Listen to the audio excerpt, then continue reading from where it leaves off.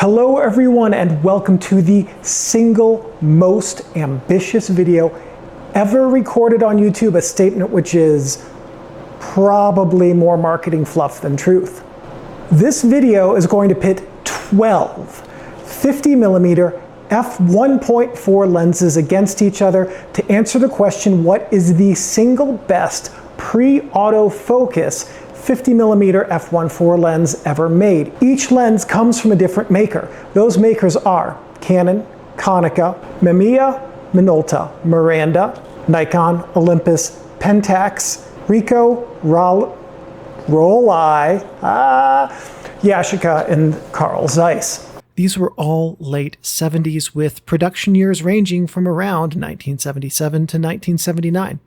Some of the optical formulae, however, date back to the early 70s, while other designs were mid and late 70s innovations or developments. For your bottom line up front, this was a surprisingly fair comparison.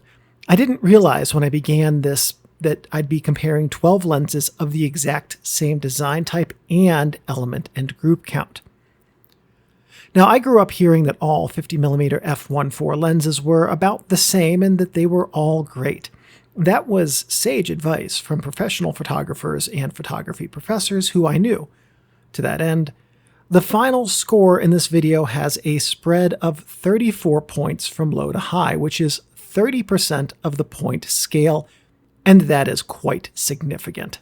When I started this process, I predicted that the overall ranking would be something along these lines: Canon, Zeiss, and by proxy, because I assumed the same performance, the Rollei, and the Pentax would be in some top 3 order.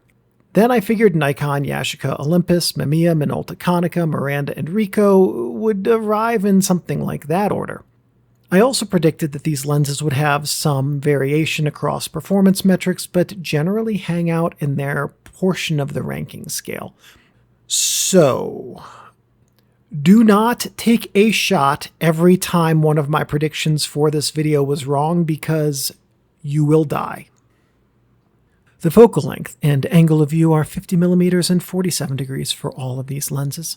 The aperture range is 1.4 to 16 for all except the Pentax and Canon, which both reach 22.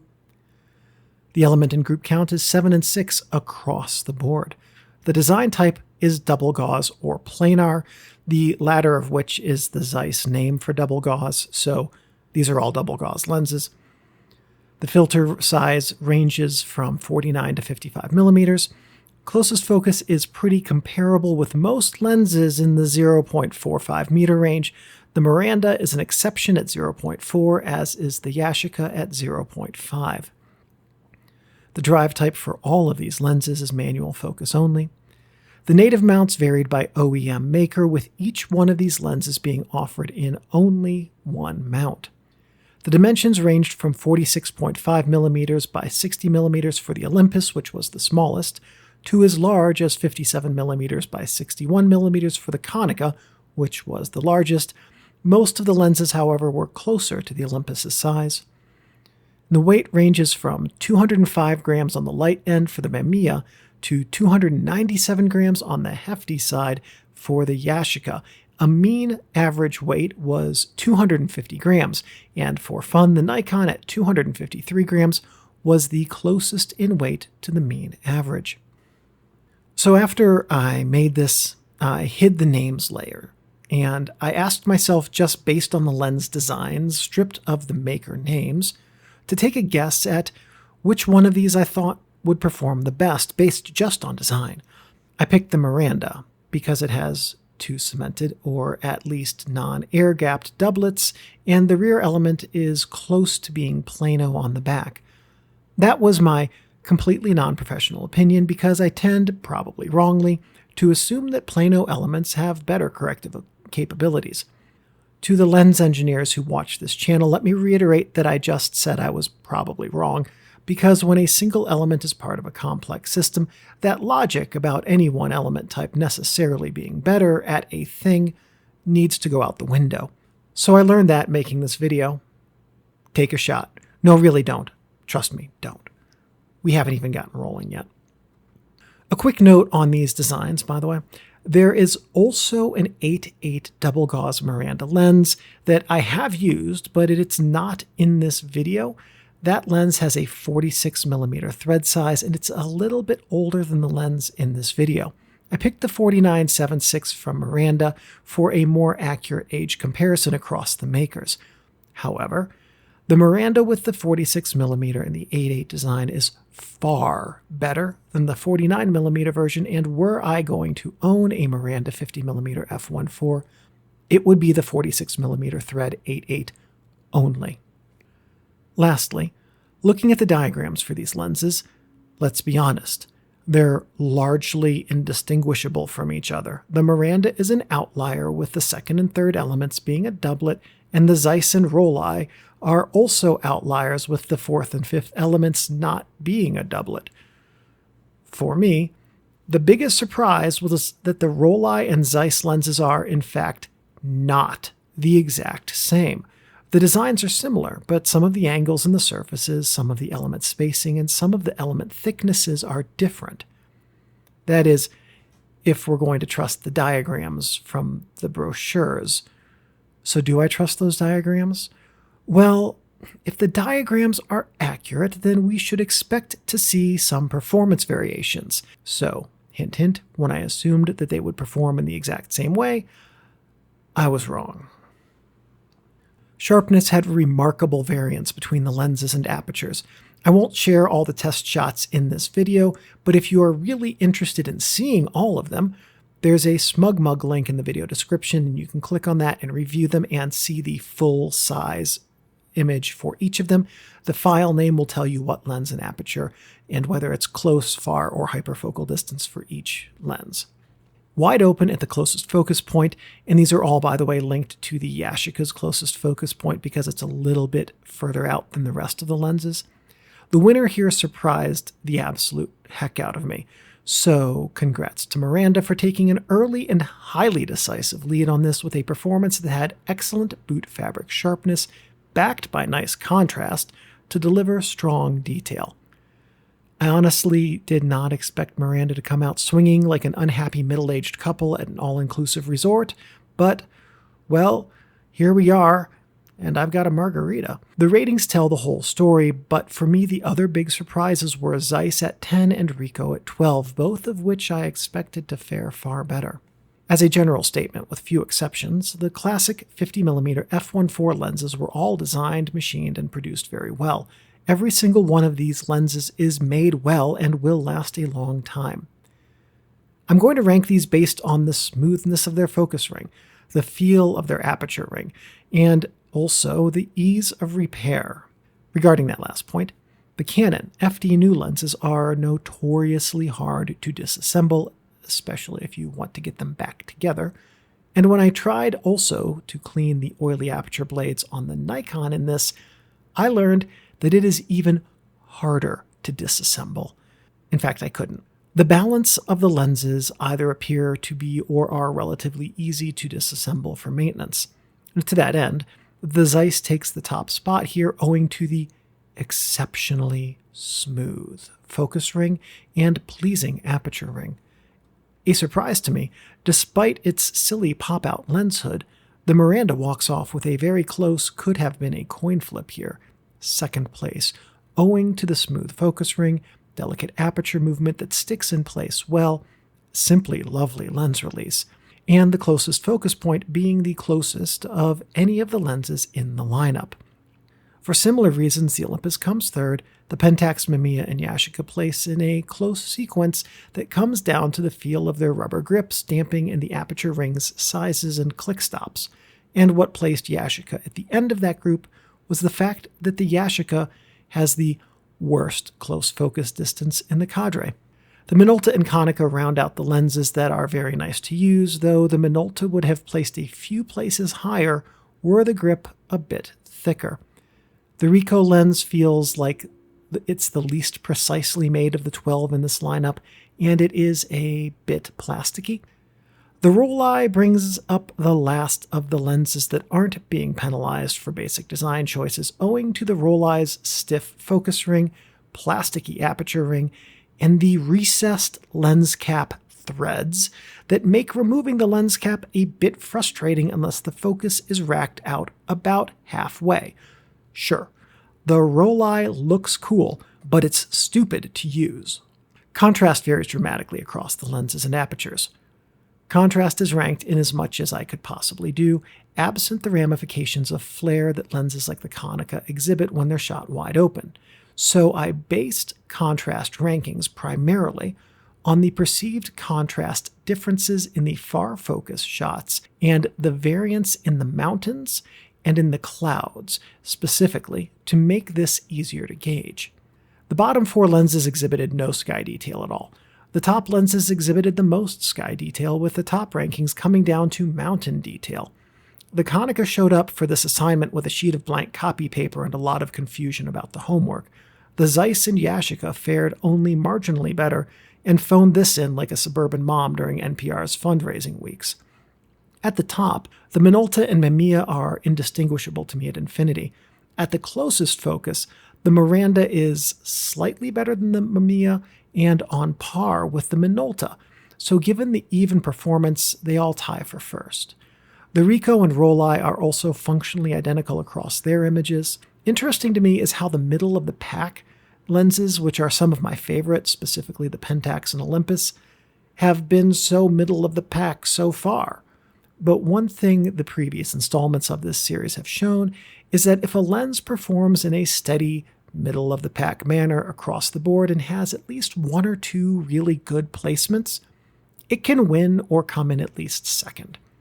This contest, like the beginning of a walk through quicksand, is far from over, and what you think is going to win right now may not.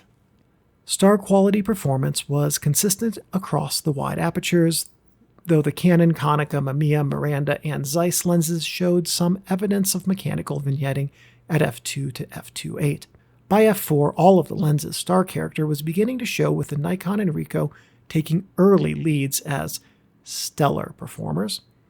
The Ricoh peaked at f5.6, and the Nikon continued to improve at f8, with the Yashica, Pentax, and Canon starting to really show some stellar stars at the same point. Mostly that held through f16, so these ratings are based primarily on the f16 stars. The Nikon here has stunning stars with 7 primary and 7 secondary points, all with clear definition, to which we can say, Nikon, you're a star, baby, a star! The balance of the rankings come down to star point clarity and definition. To that end, I'd place the lenses as Yashica for 2, Pentax and Canon tied at 3, Olympus at 5, then Ricoh, Minolta, Zeiss, Miranda, Konica, Rollei, and Mamiya. Distortion had some variation across the lenses, which was odd, and I expected them to all perform identically. In no case was barrel distortion severe, and the variations here come down to how many pixels of bowing occurred. So, in real-world use, none of these lenses have barrel distortion that should be expected to affect photographs. The variations were minor, but a few clear winners stood out. Nikon, Minolta, and Olympus all tied for the first place ranking with slightly less barrel distortion than the other lenses. The Ricoh, Rollei, and Yashica come in tied for 4th with performance. I could not distinguish between those 3, by the way. The remaining 6 lenses will tie for 7th, as their performance too was indistinguishable between them. Light loss across all 12 lenses was commendably similar. From f5.6 to the smallest apertures, all the lenses had no light loss. From f1.4 to 2.8, some variation in light loss existed, due solely to the sheer effort and time needed to perform light loss color sample calculations to give you a really good and solid empirical data set for light loss on these lenses. For this video, I'll be ranking these by eye instead of empirically. And what I'll be looking at is the quality of light loss, specifically if it is aesthetically pleasing to me, which does make this kind of a subjective rating, but anyway, I'll be looking at that and the amount of light loss change from f1.4 to f2.8. The Zeiss, Rollei, Mamiya, and Olympus had the most uniform performance in terms of light ray roll-off at f1.4. The Yashica, Ricoh, Pentax, and Nikon had the most prominent f1.4 light loss, with corner light fall-off that was more rapid than with the better performing lenses. Flare performance was graded using the sample photos and on the wide-open softness flare that was introduced. Points were also docked on the lenses that introduced a flare hotspot when the lenses were stopped down. This is a problem that some double gauze lenses have, and it's often worse on digital than film. This is not, by the way, adapter flare, and I paint the inside and rear surfaces of all my adapters with Culture Hustle Black 2.0 or 3.0. Hotspots are an area in the image center that it's not a ghost because it's not well defined, but is instead a general softness and a washout in the image's middle. It can often be observed worsening from around f11 and smaller, and it's fairly resilient to lighting condition and lighting placement changes, and that's a key differentiator between hotspotting and ghosting. In last, the Mamiya shows off its hotspot as early as f2.8, which is the worst performance I've ever seen from any lens. And the Mamiya hotspot is an image element you cannot avoid by f4. The Konica is only one step behind in hotspot formation and grabs slot 11 here. The Miranda takes 10 with a hotspot that shows up like an embarrassing uncle who you intentionally did not invite to the family reunion, but who found out about it anyway at f8. The rest of the flare performance came down to flare resistance in the sunlight torture test. To that end, the winner is Zeiss with 0 flare in the worst conditions I could give it, followed by a strong performance by both Minolta and Yashica. Ghosting was also present in all lenses in varying degrees. The most apparent ghosting came from the Miranda with its bright orange aperture hexagons. The next most apparent ghosting came from the Olympus, though it produced purple and green ghosts that were faint enough to blend into the sky and flare washout, especially at the wider apertures. Wide open, the Ricoh created very large ghosts with a characteristic mushroom shape that dissipated into color flares as the lens stopped down. One area where this test becomes very interesting, I expected the Zeiss and Rollei would perform in the same manner. Take a shot. Actually, really don't, but you know what I'm about to say now.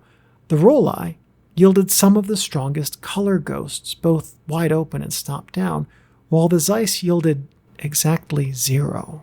Center aberration performance had a clear winner in the Pentax, which exhibited sharp image results and had the greatest distance from the image center to the nearest point where lens aberrations become apparent. The Konica, Canon, Yashica, Nikon, and the right side of the Miranda's images all showed solid performance and tailed the Pentax by a bit.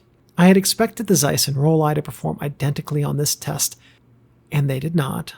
The Zeiss had better control over the center aberrations, and spoiler, that performance carried into corner performance.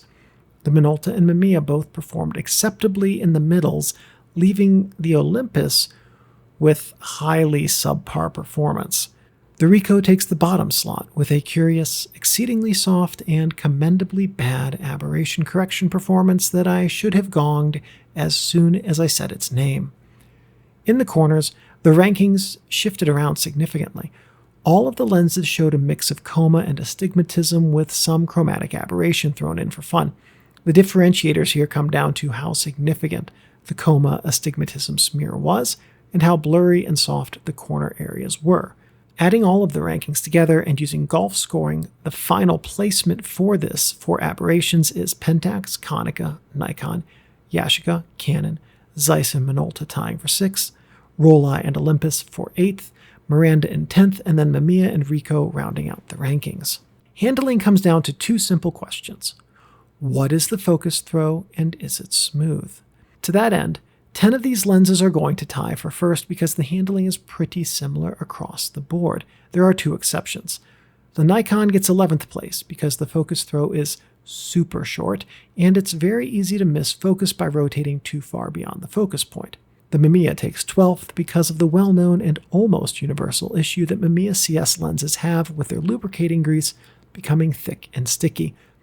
It's never great when the focusing ring on a lens is so stiff that the lens pops out of the lens mount rather than turning. If this weren't something I had experienced to varying degrees on every single CS lens I've used, I would chalk it up to a bad lens. but this is too ubiquitous to earn anything other than a last place finish for the Mamiya. The TLDR for this section is that one lens stands out as notably bad for video, the Mamiya, due to the smeary stars and the ramifications that will likely have for contrast and sharpness across the aperture range, mean that it's not going to deliver image quality that will be up to most videographers' expectations unless you want that specific look it delivers. The Canon is likely to be the best choice for video owing to mirrorless adapters having aperture control rings that you have to mount these lenses, and those control rings allow the Canon to easily be used as a preset which allows for in-shot aperture control smoothly. The breathing result surprised me, again, because I expected exactly zero variation in this. So I do really hope you're not still taking shots for all of the things I got wrong, because this test showed noteworthy breathing variation. So I decided to compare the photos and measure the breathing amount in pixels. This is not a perfect test because it assumes perfect top line placement in the first image and measures the difference between the top of the second head and the line in the second photo. But it was the best I could do with what I had. The Yashica took the top spot with 70 pixels of breathing when measured from the top line to the top of the middle styrene head in the second photo. The table for this section provides the ranking for each lens and the pixels of breathing variance. Apertures were all stepped with few differentiators. The Canon was half stop detented to the entire range, where the Pentax went a full stop from 1.4 to 2 and then 16 to 22. The Konica's detents were so delicate that they were too easy to skip right past during adjustments. For video use, no lenses in this lineup are stepless and none smoothly stop down, but in theory the Canon can be smooth stopped with an adapter. The Miranda and Olympus have aperture depth of field preview buttons on the lenses, so modifications to those adapters could allow for those two also to be stepless preset lenses for video. Front elements were all non-rotating, and they moved in and out, depending on the exact lens, from 7 to 9 millimeters, with most of the lenses arriving at 7.5. The Rollei had a total of 7.5 millimeters of front element lateral movement, but the front element starts 2 millimeters recessed into the housing, which could affect filter selection. Focus throws ranged from 125 to 295 degrees, with most of the lenses being in the 190 to 210 range. Focus rings on all lenses were stationary, and the only differences in them being their milled or rubber grip material and the grip width, all of which is a matter of personal preference and use. Autofocus noise was not applicable, but these lenses will vary somewhat in their focus whir, hard stop clicks, and aperture detent clicks, with only a few of the lenses being truly silent during focusing. We're going to use golf scoring here. The best possible score is 10 and the worst possible score is 120, so a huge range of potential outcomes. Now, build quality and handling, those two categories are somewhat subjective, but I did try to make the rest of the categories as objective and fair as I possibly could. So look, there are 12 lenses in this lineup. That means there are 479,001,600 potential arrangements of the lens rankings for this showdown. The actual ranking that we got, had I been guessing until we got to it, would have been something like guess 318,076,022 for me. So way down the list. These final results had so many surprises. The Minolta kinda just delivered C-grade results for most everything, but key is that it did not really tank anything. And so it came in and gave a very surprising technical knockout to the Zeiss, thanks exclusively to how much differently the two performed in image contrast.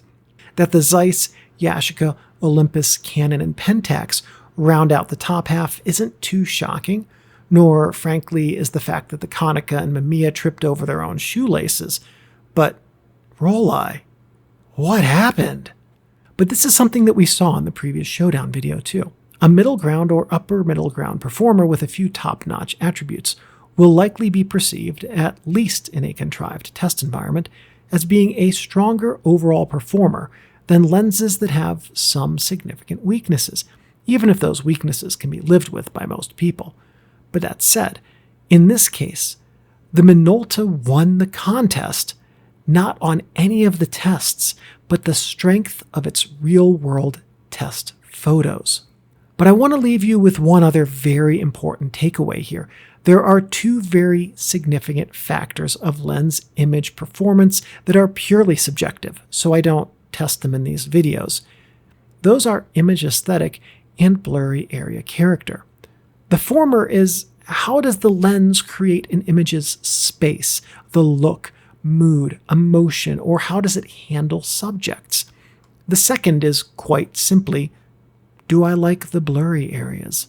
So let's start with the easiest one for me. For blurry areas, the Mamiya is the best.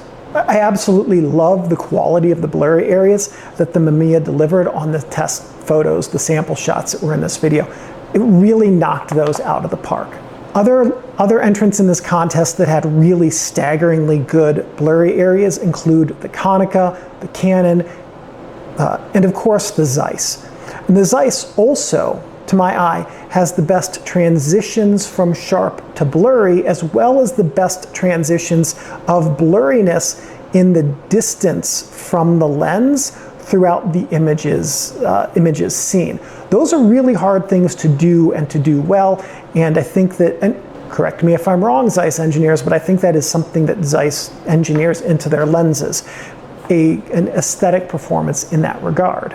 Now, when it comes to how well a lens handles the subject and creates images that are flattering to that subject and tell the story of that subject well, for me, the Zeiss, Mamiya, Miranda, and Minolta take the top 4 slots in that regard, in some order that would vary depending on how long it's been since my last cup of coffee.